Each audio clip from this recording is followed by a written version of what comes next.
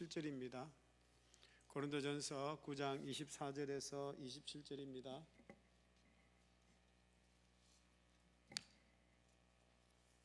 고린도전서 9장 24절에서 27절입니다. 우리 한 절씩 같이 교독하겠습니다. 운동장에서 다름질하는 자들이 다 달릴지라도 오직 상을 받는 사람은 한 사람인 줄을 너희가 알지 못하느냐. 너희도 상을 받도록 이와 같이 다름질하라. 이기기를 다투는 자마다 모든 일에 절제하나니 그들은 썩은 승리자의 관을 얻고자 하되 우리는 썩지 아니할 것을 얻고자 하노라. 그러므로 나는 다름질하기를 향방 없는 것 같이 아니하고 싸우기를 허공을 치는 것 같이 아니하며 내가 내 몸을 쳐 복종하게 함은 내가 남에게 전파한 후에 자신이 도리어 버림을 당할까 두려워함이로다. 아멘. 아멘. 우리 옆에 있는 분을 보면서 이렇게 축복하면 좋겠습니다. 영혼이 잘 되기를 축복합니다. 범사가 잘 되기를 축복합니다. 강건하시기를 축복합니다. 여러분에게 묻습니다. 지난 한 주간 어떻게 지내셨습니까? 지금은 어떻습니까? 이번 한 주간은 어떠할 것 같습니까? 여러분의 일평생은 어떠할 것 같습니까? 여러분의 고백한 대로 행복한 일평생 되시기를 주의 이름으로 축복합니다. 말 안 하시는 분도 있는데 어쨌든 다른 사람이 행복하니까 같이 행복할 줄로 믿습니다. 우리 간구 말씀 잠깐 드립니다. 교회 소식인데요. 오늘 오후에 1시 반에 식당에서 교회 김장합니다. 전에는 평일날 했는데 요즘 웬만하면 그냥 일을 하러 갑니다. 그러니까 참 사람 모이기가 힘이 듭니다. 그래서 주일날 오후에 하는데 좀 많이 나오셔서 함께 참여해 주시기를 바랍니다. 이번 주 수요일에는 비욘드 유토피아 김성은 목사님의 사역 이야기입니다. 같이 많이 나오셔서 같이 영화를 관람을 하면 좋겠습니다. 조금 전에 여러분들이 성탄 축하 행사 그 영상을 잠깐 봤는데 12월 20일 주일 오후 1시 반입니다. 목장별로 참석하겠다 그러죠. 어쨌든 많이 참석하십시오. 그리고 그 시간을 통해서 우리 예수님 그 은혜를 또 나누는 시간입니다. 그리고 12월 24일 날은요 성탄 선포송이라고 작년에도 우리가 했습니다. 그래서 올해도 여러분 성탄절 새벽송을 우리가 갈 수가 없습니다. 그래서 아침에 가든지 오후에 가든지 저녁 시간에 시간을 내어서 목자님을 중심으로 각 목장의 목자님을 중심으로 각 가정을 이렇게 메리 크리스마스, 고요 한번 거룩 한밤 이렇게 찬송도 불러주시고 그리고 성경 말씀도 전하면서 예수님 오심을 축하해 주는 시간을 그렇게 가지면 좋겠습니다. 그리고 이왕이면 예수님 선물로 우리 간식을 좀 준비해서 주시면 다 모아서 우리 주일학교 아이들, 학생회 또 이렇게 청년들 간식으로 나누도록 하겠습니다. 같이 그런 기쁨의 시간, 행복의 시간을 나누는 시간이 되면 좋겠습니다. 우리 트럼프 대통령의 그 짧은 영상이 하나 있습니다. 한번 잠깐 보도록 하겠습니다. 트럼프 대통령이 마스크를 쓰던지 말던지 여러분 누가 아세요? 여러분은 여전히 우리의 보스의 도움이 필요합니다. 우리는 보스의 도움이 필요합니다. 전 그렇게 된 거예요. 하나님의 도움을 구하고자 하는 뜻 맞죠? 그래도 괜찮아. 이제 말할 수 있어요. 사람들이 나를 비판할지도 몰라요. 어떻게 그런 말 할 수 있냐고요. 하지만 나는 하나님의 도움이 필요하다고 말할 거예요. 그렇게 말할 거예요. 어느 날 누군가가 나에게 이렇게 말했어요. 당신이 세상에서 가장 유명한 사람입니다. 나는 아니라고 했어요. 그들은 다시 당신이 맞아요라고 했습니다. 그러자 그들이 물었어요. 내가 대답했죠. 예수 그리스도라고요.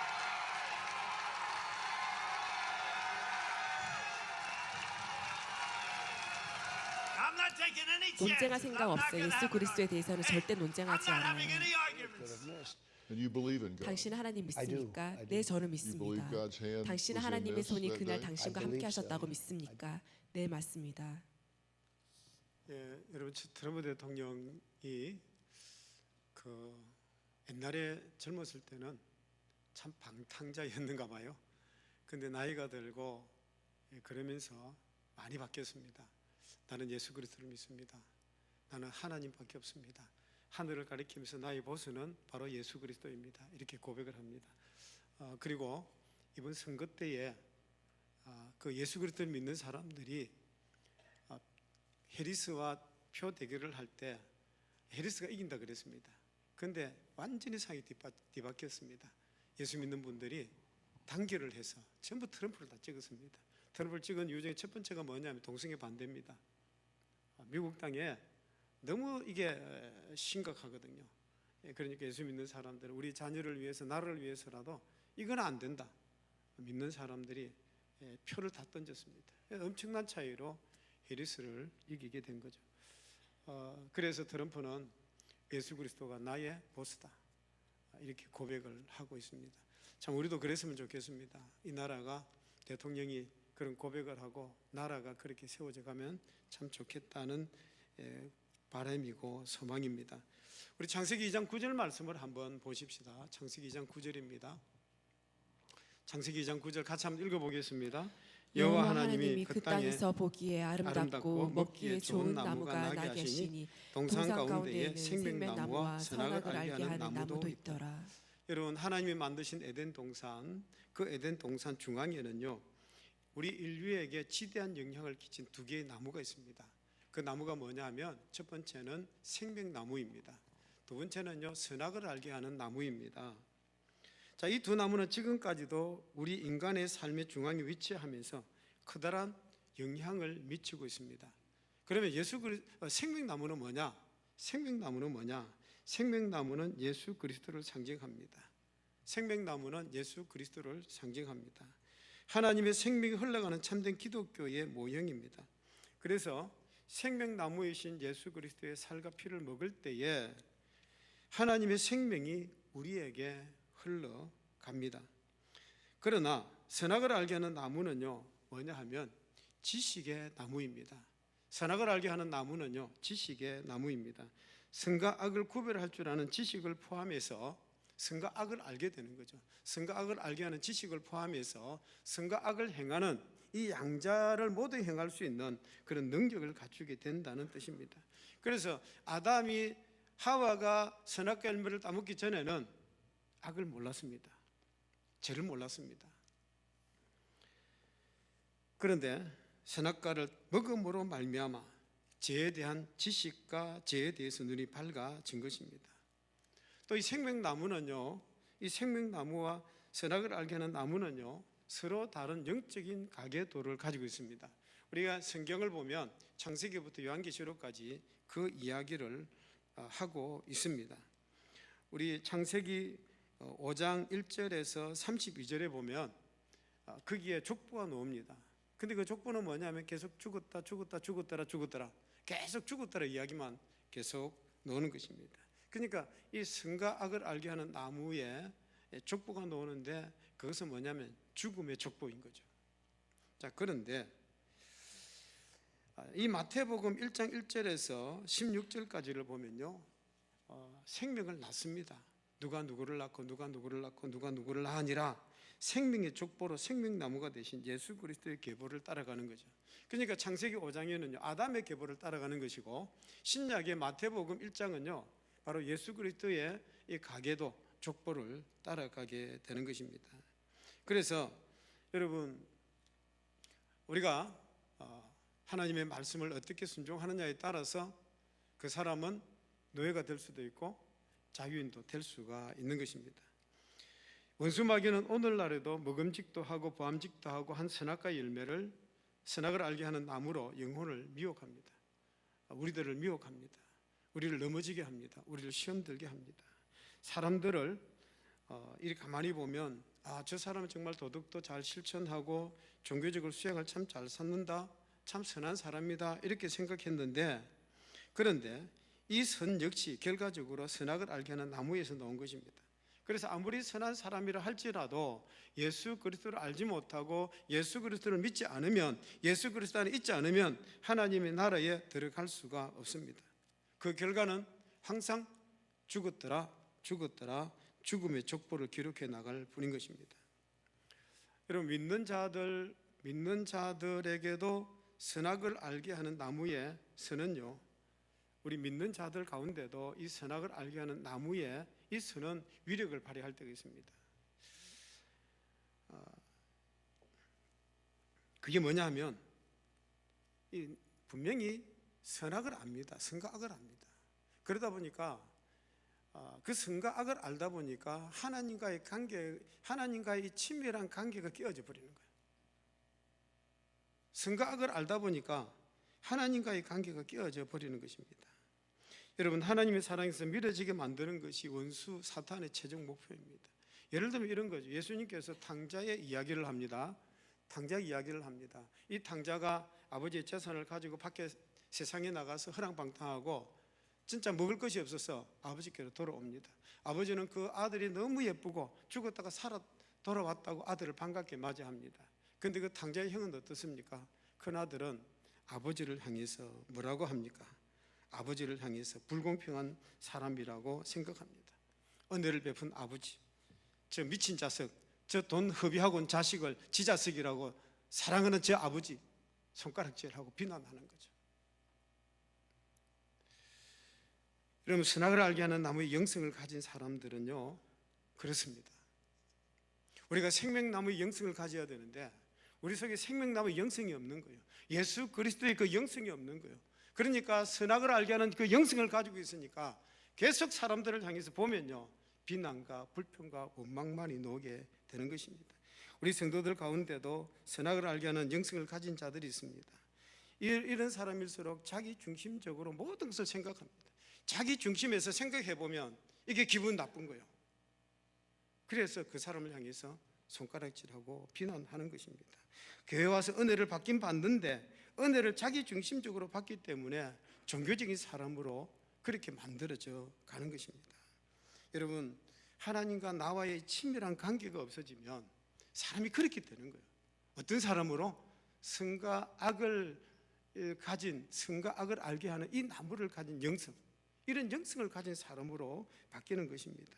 이 뱀의 역사는, 사탄의 역사는 그렇습니다. 선과 악을 알게 하는 나무의 역사는요, 하나님과 나와의 친밀한 관계를 도둑질해 가는 거예요. 이게 도둑질해 가는 것입니다. 여러분, 우리 안에 있는 선악을 알게 하는 나무의 역사를 예수 그리스도 이름으로 물리칠 수 있는 여러분 되시기를 주의 이름으로 축복합니다. 여러분, 우리가 다른 사람을 향해서 비난이 아닙니다. 다른 사람을 향해서 못된 거 꼬집어 그 잘못을 찾아내는 것이 아닙니다. 우리가 살아가면서 때로는 품어주고 기도해주고 사랑하고 그래야만 되는 것입니다. 어쨌든 여러분의 마음의 길이요 진리요 생명 되신 예수 그리스도, 그 은혜가 없으면 안 되는 거예요. 우리 요한계시록 22장 2절 말씀을 같이 한번 읽어보십시다. 같이 읽습니다. 길 가운데로 흐르더라 강 좌우에 생명나무가 있어 12가지 열매를 맺되 달마다 그 열매를 맺고 그 나무 잎사귀들은 만국을 치료하기 위하여 있더라. 여러분, 생명나무 열매는요, 치유의 열매입니다. 말씀하지 않습니까? 그 나무 잎사귀들은 만국을 치료하기 위하여 있더라. 생명나무는요, 치료의 열매입니다. 치료의 나무입니다. 우리에게 이 생명나무의 그 영성, 예수 그리스도의 그 영성이 넘쳐나기를 주의 이름으로 축복합니다. 여러분, 독일에서 출간된 지 2주일 만에 7만 부나 팔렸다고는 베스트셀러 책이 있습니다. 우리나라에서도 번역이 되어서 많은 사람이 즐거 읽고 감동을 받은 책인데, 요시카 피스라고 하는 분이 쓴 책입니다. 책 제목이 뭐냐면 나는 달린다. 나는 달린다. 여러분, 이 사람이 어떤 사람이냐 하면 독일의 외무부 장관을 지내고 부총리를 하신 분이십니다. 그런데 이 책은요, 정치인이 썼기 때문에 정치 평론가인가 이렇게 생각할 수 있는데 아닙니다. 이 책의 내용이 뭐냐 하면 목표를 향해서 달려가는 한 경기자의 인생을 묘사한 간증서입니다. 그러니까 이 사람이 자기가 살아가면서 경험했던 그 인생, 자신의 생을 아주 진솔하게 간증함으로써 많은 사람들에게 감명을 주고 있습니다. 여러분, 이 요시카 피스라고 하는 사람의 그 이력은 좀 남다릅니다. 부족간에서 태어났습니다. 아버지가 고기 잡는 사람이었어요. 소 잡고 돼지 잡고 말 뭐 이런 부족간에 그 집안에서 태어납니다. 그리고 고등학교를 다니다가 막 중퇴를 해버립니다. 그리고는요, 뭐 방황도 많이 하고 택시 운전도 하고 그러다가 35세가 되어서 의회에 연방 의회에 진출하게 됩니다. 그리고 헤센주라고 하는 곳에서 환경장관이 되면서부터 일약 정치가로 나타나게 됩니다. 이 요시카 피스는요, 어려서부터 운동을 좋아합니다. 그리고 키가 185cm나 되고, 그리고 훤칠한 키에 75kg의 몸무게를 가진 아주 늠름한 청년이었습니다. 그런데 정치인이 되고 나서부터 정치의 성공을 위해서 아주 열심히 가중한 업무에 시달리다 보니까 스트레스가 쌓입니다. 이 스트레스가 쌓이다 보니까 밤낮 없이 먹고 마시고 막 그러다 보니까요, 몸무게가 112kg나 되는 거예요. 이렇게 키가 185에 몸무게가 이래 되니까 어떻겠습니까? 1996년도에 그의 아내가 나 당신하고 못 살겠어, 별거를 선언했다가 이어서 이혼해버렸습니다. 이혼한 이유가 뭘까요? 당신 너무 뚱뚱하다는 거예요. 이혼 조건도 희한합니다. 당신이 몸 줄이지 않으면 안 된다, 뚱뚱해서 당신하고 못 살겠다, 이러니까 이혼해버렸어요. 자, 그런 일이 있고 나서부터 이 요시카 피스라는 사람이 새로운 계획을 세우게 됩니다. 야, 내가 이렇게 살아서는 안 되겠다. 내가 옛날처럼 몸무게를 75kg로 내가 이렇게 좀 줄여야 되겠다. 이런 이제 목표를 세웠습니다. 그 방법은 뭐냐 하면 달리기입니다. 이 일을 위해서 자기 몸무게를 줄이기 위해서 가감한 결단과 끈기 있는 지속과 철저하게 그렇게 꾸준한 인내력을 가지고 몸무게를 줄이기 시작하는 것입니다. 그리고 드디어 몸무게를요 75kg까지 낮추었습니다. 그리고 오늘의 정치인이 된 것입니다. 그런데 이분이 한 유명한 이야기가 하나 있습니다. 그게 뭐냐 하면, 내 몸 하나도 내가 조정하지 못한다면 내가 무슨 일을 하겠느냐. 내 몸 하나도 내가 조정하지 못한다면 내가 뭘 하겠느냐. 여러분, 내 마음도 내 제대로 조절하지 못하는데 내가 뭘 하겠느냐. 그런 이야기를 한 것입니다. 오늘 읽었던 본문에도 보면 인생을 한 경기자에 빗대고 말하고 있습니다. 사람을 한 운동선수의 모습으로 비유하고 있습니다. 여러분, 여기 운동하는 사람이 몇 가지 철학이 있습니다. 이 말씀 속에는요 몇 가지 철학이 있습니다. 첫 번째는 뭐냐 하면, 방향을 정해서 해야 된다는 거죠. 향방 없이 살아가서는 안 된다는 거죠. 자, 여러분, 목적과 목표가 있습니다. 목적과 목표가 있습니다. 목적이란 추상적인 것이고 목표는 구체적인 것입니다. 구체적인 목표는 있는데 추상적인 목적이 없는 사람도 있고, 추상적인 목적은 있는데 구체적인 목표가 없는 사람도 있습니다. 이런 사람들은 둘 다 잘못하고 있는 것입니다. 목적도 있어야 되고 목표도 있어야 되는 것입니다. 그래서 목표는 그에 따른 구체적인 내 앞에 있는 현실이어야 되는 것입니다. 그래서 운동하는 사람은 반드시 그 목적 의식이 분명하고 목표가 분명해야 돼요. 여러분, 우리가 인생을 살아가면서 내가 살아갈 그 목적과 목표가 분명해야 된다는 것입니다. 저는 개척을 하면서 한 가지 목표를 세운 것이 있습니다. 그게 뭐냐면 노인복지관을 한번 세워보겠다, 그런 것이었습니다. 그래서 개척을 하면서 함께 한 것이 선교원도 하면서 화봉가정봉사원 파견센터도 운영을 했습니다. 또 이걸 운영하려고 하니까 자격증이 필요하더라고요. 사회복지사 자격증이 필요해서 부산 동서대학교 그 복지과에 공부도 했습니다. 저는 지금 사회복지사 2급 자격증도 갖고 있습니다. 지금은 이 가정봉사원 파견센터가 요양보호사로 다 바뀌어졌죠. 이동 목욕 차량 가지고 병들고 아픈 장애자들을 찾아서 목욕도 시켜주고 돌봐주고 정말 힘들었습니다. 특히 우리 집사람이 더 힘들었습니다. 그러나 복지관 세워보지를 못했습니다. 돌아보면 여전히 바쁜 세월을 살았습니다. 한 번은요, 제가 그런 가운데 너무 피곤해서 부산에서 올라오다가 버스를 타고 울산으로 올라오는 길인데, 아니 한참 타고 오다가 보니까 이 차가 이상한 거예요. 왜냐하면 차창을 보니까 평소에 보던 그런 거리가 아니에요. 그래서 정신을 차려서 보니까 이 버스가 양산 가는 버스였습니다. 그래서 어쩔 수 없이 내려가지고 또 버스를 갈아타고 해서 울산까지 왔는데, 제가 너무 피곤해서 엉뚱한 차를 타고 앉아서 잠을 자다가 그렇게 깼던 거죠. 그날 저녁은 수요일 저녁인데 늦게 도착해가지고 저녁도 못 먹고 수요 예배 인도하고 막 그런 적이 있습니다. 그러면서 제가 한 가지 깨달은 것이 있습니다. 그게 뭐냐면 평범한 것인데, 아무리 바빠도 버스는 바로 타자. 제가 그걸 깨달았습니다. 너무 피곤하니까 양산인지 부산인지 이게 잘 구별이 안 돼가지고 그냥 탄 게 양산차를 탄 거예요. 그냥. 여러분, 목적이 분명히 하라는 말씀입니다. 여러분, 우리가 인생을 살아가면서 우리 디데이를 생각하셔야 됩니다. 시간에 이대로 머물러 있는 게 아니지 않습니까? 우리의 종착점이 있습니다. 마지막이 있는 거예요.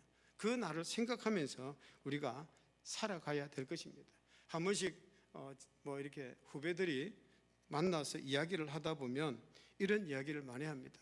목사님, 나는 앞으로 몇 년 후에 이렇게 해서 이런 이야기를 할 때가 있습니다. 자, 그런데 그럴 때마다 제가 부탁하는 것이 있습니다. 야, 이 친구야, 10년 후, 20년 후 너 인생이 어떻게 될 것인지 생각하면서 결정해라고 그렇게 말할 때도 있는 것입니다. 특별히 더 하고 싶은 말은 내가 죽을 때는 어떤 모양으로 죽을 것인가, 이것을 생각하고 오늘을 살아가야 할 것입니다. D-Day의 문제를 소홀히 해서는 안 될 것입니다.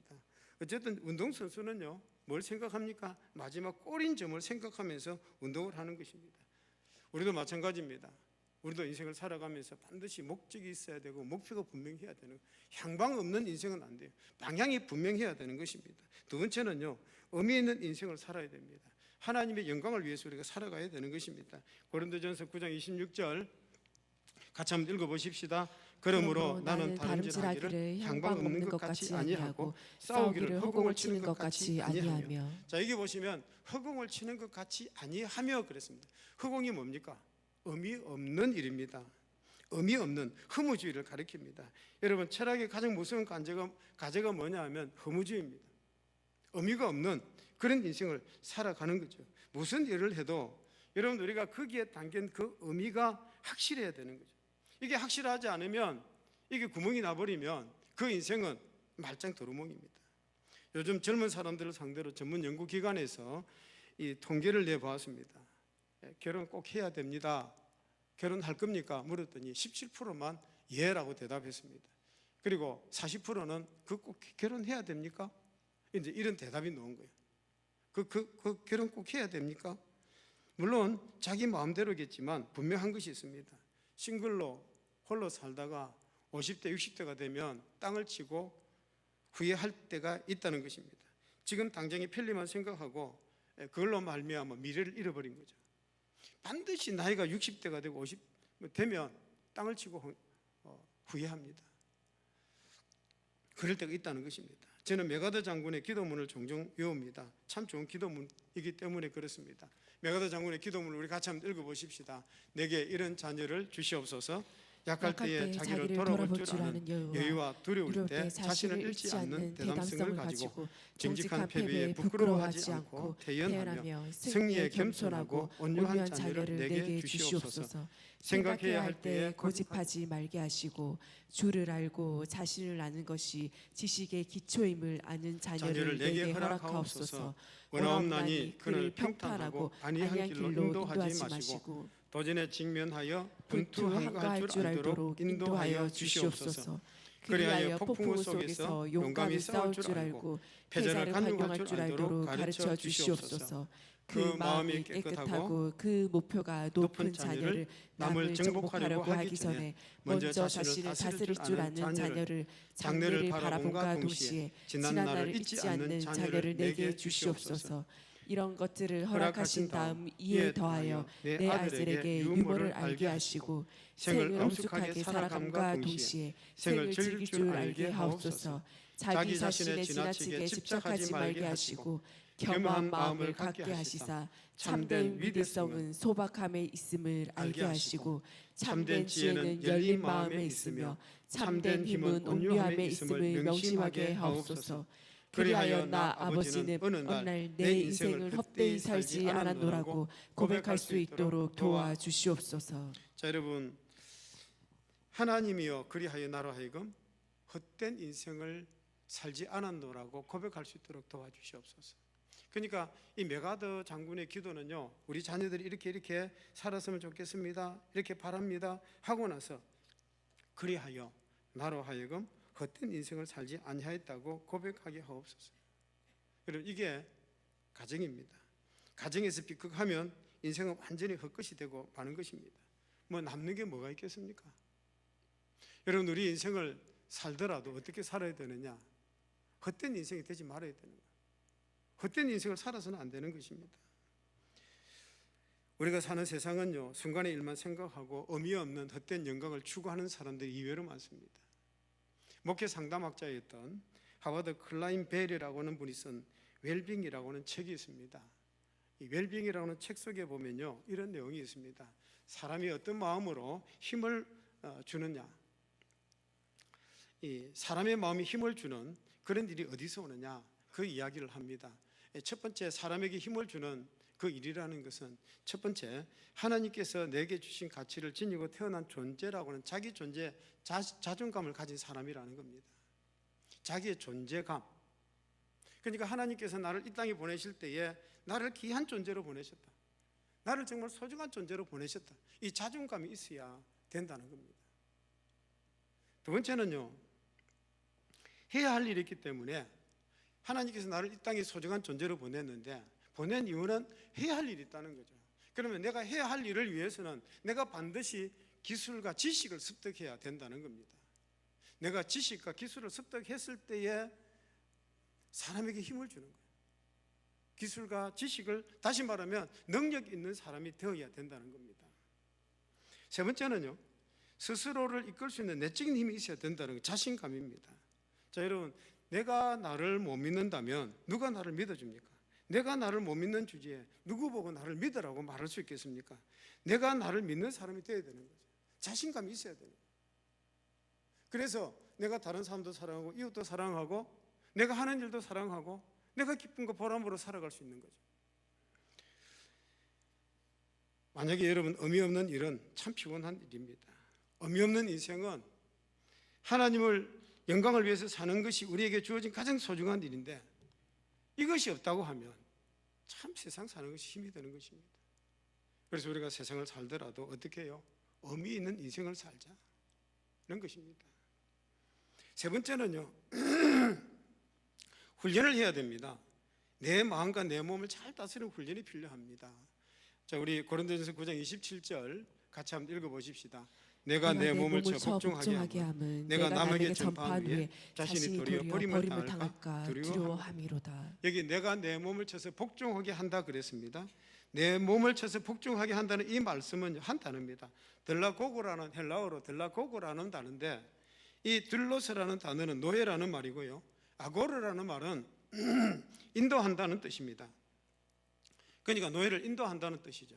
이걸 어역을 하면 노예를 길들인다 하는 뜻입니다. 다시 말하면 내가 내 몸과 내 마음을 이렇게 길들이는 되는 것입니다. 내 마음, 내 몸을 내 마음대로 못합니다. 여러분, 가장 가까이 있는 내 몸을, 내 마음을 내가 마음대로 못한 데서야 아무 일도 할 수 없는 것입니다. 운동선수는요, 그래서 훈련을 하는 겁니다. 훈련을 안 하면 이게 제대로 시합을 나갈 수가 없는 거예요. 자기를 훈련시키는 것입니다. 여러분, 우리가 살아가면서 우리에게도 훈련이 필요합니다. 어떤 훈련입니까? 우리에게 있는 욕심을 버리고 시기를 버리고 어떤 생각을 버리고 깨어름을 버려야 되는 거죠. 그리고 우리가 가져야 될 것, 얻어야 될 것이 있습니다. 뭘요? 온유와 겸손과 진실과 좋은 습관을 길들여 나가야 되는 것입니다. 우리의 마음도 그렇고 우리의 몸도 그렇고 그렇게 훈련시켜 나가야 되는 것입니다.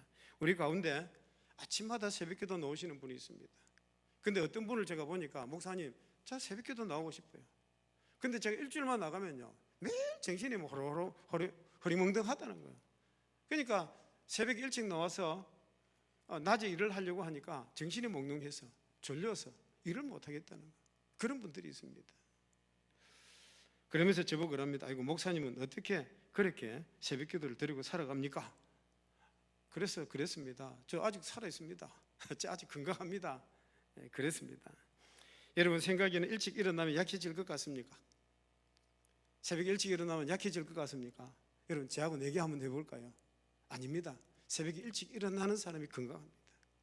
새벽에 일찍 일어나는 사람이 장수합니다. 여러분, 이거 하나 못한다면 어쩌겠습니까?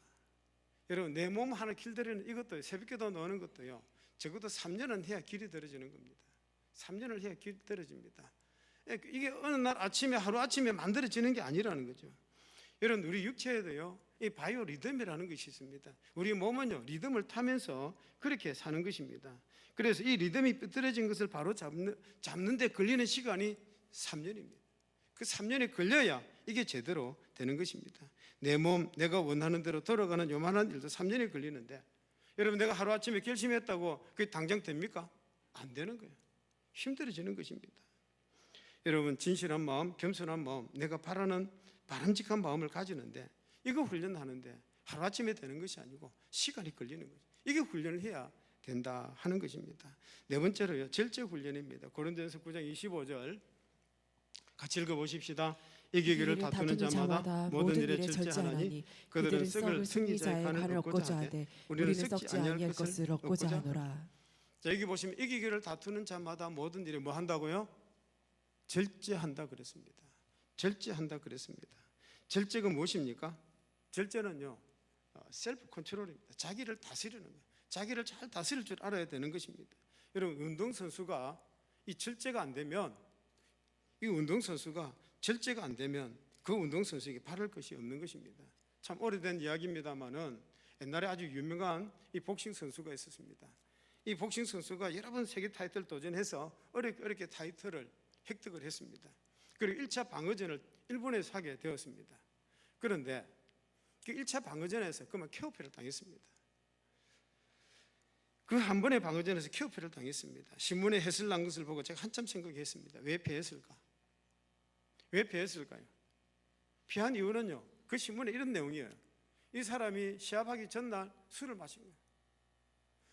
술을 먹고 경기에 나갔는데 그 경기가 되겠습니까? 피할 수밖에 없는 거죠. 그거 하나 이기지 못하는데 절제 없는 사람에게 아무것도 바랄 게 없는 것입니다. 긴 훈련 끝에 내가 나를 다스릴 수 있어야 되는 것입니다. 절제가 필요합니다. 우리가 살아가면서 해야 될 말이 있고 하지 말아야 될 말이 있는 거예요. 이게 안 되니까 사람과 사람 사이 다툼이 일어나는 거예요. 다섯 번째는요, 경기도 법대로 해야 되는 것입니다. 우리 디모데후서 2장 5절 같이 읽어보십시다. 경기하는 자가 법대로 경기하지 아니하면 승리자의 관을 얻지 못할 것이며. 여러분 법대로 경기하는 것도 훈련입니다. 여러분 축구 시합, 배구 시합, 야구 무엇을 봐도 그 시합은요 법대로 하는 거예요. 규칙대로 하는 것입니다. 규칙대로 안 되면 옐로 카드, 레드 그렇게 바로 나가는 거예요. 그 어쩔 수 없는 것입니다. 긴 시간 훈련을 하여야 이 법을 지키게 되는 것입니다. 하루아침에 되는 것이 아닙니다. 무슨 형벌을 가한다고 해서 그게 지켜지는 것이 아닙니다. 오랜 동안 그 훈련을 통해서 이것이 만들어져 가는 것입니다. 특별히 더 중요한 것이 뭐냐면 시간 관리입니다. 시간을 관리할 줄 알아야 되는 것입니다. 여러분 여기에 아주 멋진 오케스트라의 연주회가 있다고 합시다. 이 오케스트라 연주를 한다고 합시다. 관악기, 현악기 모두 악보를 따라서 열심히 연주를 하는데, 근데 피아노 반주자가 지휘자의 지휘를 따르지 않고 악보를 보지 않고 자기 마음대로 땅땅땅땅 치고 나가면 여러분 어떻게 될까요? 그 연주는 엉망이 되는 것입니다.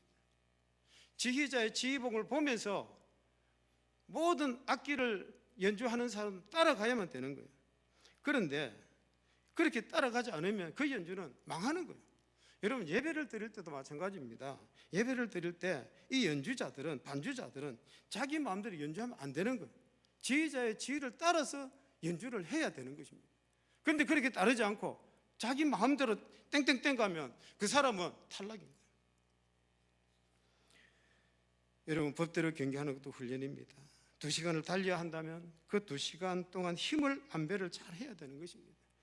여러분 마라톤 선수들이 마라톤을 할 때요 그냥 왱 달리는 게 아닙니다. 그 달릴 때 자기 나름대로 시간 안배를 하면서 에너지를 안배를 하면서 그렇게 하면서 속도를 이렇게 맞춰가면서 달리는 거예요. 그게 하나의 훈련이에요. 그냥 되는 게 아니라는 거예요. 그런 훈련이 안 되면 결국은 어떻게 되겠습니까? 다 망하는 것입니다. 여러분 시간이라고 하는 것은 하나님께서 우리에게 주신 자산입니다. 너무나도 귀한 자산입니다. 그런데 그 귀한 자산을 이렇게 가지고 우리가 어떻게 살아가느냐, 이건 굉장히 중요한 것입니다. 제가 외국에 한 번씩 나가면요 외국에서 공부하는 이런 학생들을 만납니다. 그 유학생들을 보면요 공부를 열심히 하는 학생도 있지만은 어떤 학생들은 빈둥거리면서 놉니다. 그 노는 학생들은 그냥 아버지가 돈 보내주니까 그냥 그곳에서 그냥 놀고 그런 걸 보면 마음이 너무너무 아픈 거예요.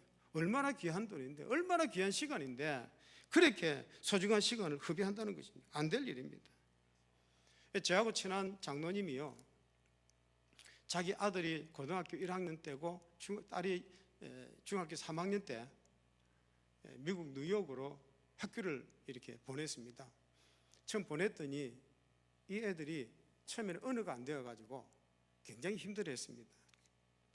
자, 그런데 그들이 꾸준히 공부해서 아들은 지금은 대학을 졸업을 하고 취직을 했고, 딸은 의상학과에서 지금 이제 발표를 하고 졸업 준비를 지금 하고 있다는 제가 이야기를 들었습니다.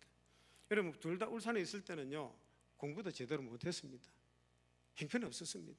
그래서 아버지가 보낼 때는 미국이라도 갔다 오면 영어라도 좀 제대로 안 하겠나, 그러면은 영어 강사라도 할 수 있겠지, 그런 생각으로 그냥 보냈습니다. 그런데 그들이 그곳에 가서 얼마나 열심히 했던지 지금은 동시 통역할 정도로 영어도 잘하고 운동도 잘하고 친구들과 잘 어울려서 놀고 직장에서 인정을 받고 있다는 것입니다. 여러분, 미국 가서 놀지 않고 열심히 노력한 결과입니다. 미국 사람들은 놀아도 좋지만 자기는 놀 수 없다, 내가 공부해야 된다, 내가 시간이, 아버지의 돈이 얼마나 귀한 것인데 내가 놀아서 되겠느냐, 열심히 공부해서 지금은요 참 자리를 잡아서 훌륭하게 미국의 한 사람으로 시민권까지 받았다는 이야기를 제가 들었습니다. 얼마나 금쪽 같은 시간인데, 딱 한 번 주어지는 시간인데, 너무나 소중한 시간인데 그렇게 그냥 놀러 다니겠습니까? 그 열매를 그들이 거두게 된 것이죠. 여러분, 우리가 시간 관리를 어떻게 하느냐 참 중요합니다. 요즘 시간 관리를 그 타임 테크놀리지, 시간을 어떻게 기술적으로 사용하느냐에 따라서 그 사람의 운명이 달라진다, 그런 이야기들도 있습니다. 우리 고린도전서 9장 27절 한 번 더 읽어보십시다. 같이 읽습니다. 내가 내 몸을 쳐 복종하게 함을 내가 남에게 전파하되 자신이 도리어 버림을 당할까 두려워함이로다. 자, 여러분, 사도 바울이 이런 이야기를 합니다. 내가 복음을 전해놓고 내가 오히려 버림을 당할까 두렵다, 이렇게 말을 합니다. 참 자기를 구원하지 못하고 남을 구원할 수 없다, 내가 복음을 전해놓고 내가 구원받지 못할까 싶어서 너무 힘든다라고 사도 바울이 고백하고 있는 것입니다. 여러분, 우리가 참 내가 예수 믿고 내가 근사도 되고 안수집사도 되고 내가 무슨 부장도 되고 그래 했다 할지라도 중요한 것은 내가 하나님 앞에서 어떻게 잘 서야 되는지, 내가 하나님과의 이 친밀한 관계를 내가 관계를 맺고 있는지, 이게 참 중요한 것입니다. 남의 그거 자꾸만 지적하고 이야기하다 보면요 내가 구원받지 못하는 거예요. 사도 바울의 고백이 그거 아닙니까? 자신의 도리어 버림을 당할까 두려워함이로다. 내가 구원하는 일이 문제입니다. 그리고 남을 구원하게 될 것입니다. 어쨌든 저와 여러분은 지금도 운동장에서 뛰고 있습니다. 여러분, 이 운동장에서 우리가 어떻게 뛸 것입니까? 목적의식이 분명하고 목표가 분명하게 뛰어가십시다. 절제하며 인내하며 시간 관리하며 살아가십시다. 하나님께서 나를 소중한 존재로 이 세상에 보내시고 해야 할 일이 있어서, 그래서 기술과 지식을 습득하게 하셨고 자신감을 가지고 나를 사랑하고 이웃을 사랑하고 내가 하는 일을 더 사랑하고, 그래서 여러분들이 참 하나님 나라의 영광을 위해 살아가시는 여러분 되시기를 주의 이름으로 축복합니다.